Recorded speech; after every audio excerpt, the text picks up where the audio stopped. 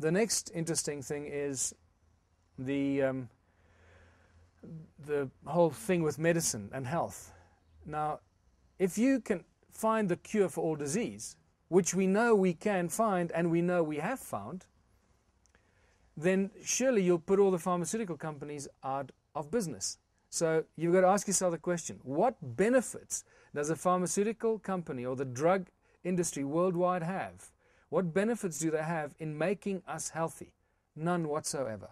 In fact, their conspiracy is to keep us constantly sick and coming back for more drugs and more medication, because that's how they keep themselves alive. If they were going to give us medication that makes us healthy and cures all disease, that means they're going to go out of business and they will lose their control. Now, isn't that a wonderful conspiracy? Of course it is a wonderful conspiracy, but we know that along the way we have found herbs and medication and ways to heal ourselves and cure ourselves of all disease. One such example was in 1931, when Royal Raymond Rife, who was then hailed as the man who found the cure for all disease,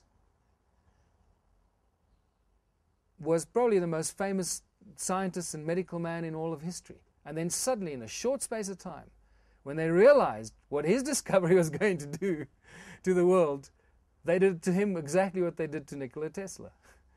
They pulled all his funding, they confiscated all his information and his research, and poor Raymond Rife died a pauper in the 50s, trying desperately to recreate what he created prior to that. What he did, for example, and again, we don't quite know. All we know that he did everything that he performed, all his curing, he did with vibrational frequency.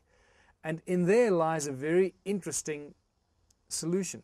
Because if you ask any scientist today, all of the stuff and the matter in the universe is all about vibrational frequency. Everything comes down to vibrational frequency. So he stumbled upon the holy grail of cures by tapping into a vibrational frequency that can realign the DNA and realign the human cells and all the faults in your body by simply treating it with vibrational frequency.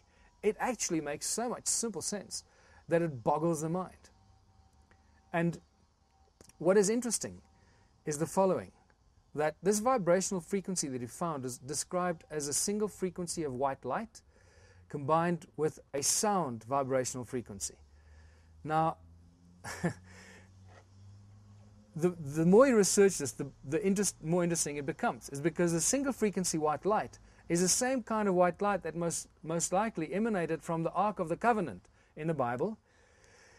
The sound frequency thing, we now understand that the walls of Jericho were brought down by simply carrying the Ark of the Covenant around the walls, and it resonated with the walls and destroyed them, and eventually with a blast, with a shout and a blast from a trumpet, the walls came crumbling down.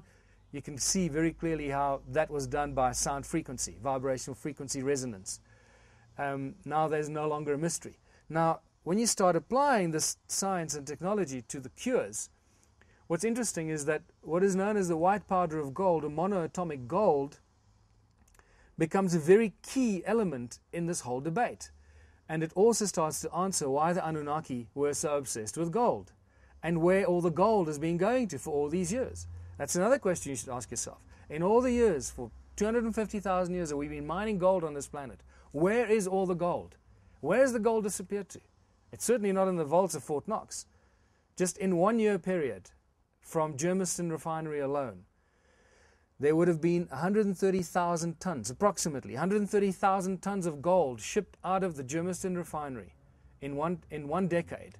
Where is all that gold? In what vault is that gold lying? Because only about maximum 3% of that gold is utilized in the jewelry and technology industry worldwide. What happens to all the rest of the gold? So, it seems that the gold is still being taken off this planet. Where and how, we don't know. And by saying that, guess what? We're starting a wonderful new conspiracy theory again. So you see how easily one can get caught up in so-called conspiracy theories by simply speaking about asking questions and raising issues that have no real scientific answers, or are really well hidden or well covered by lies and deception.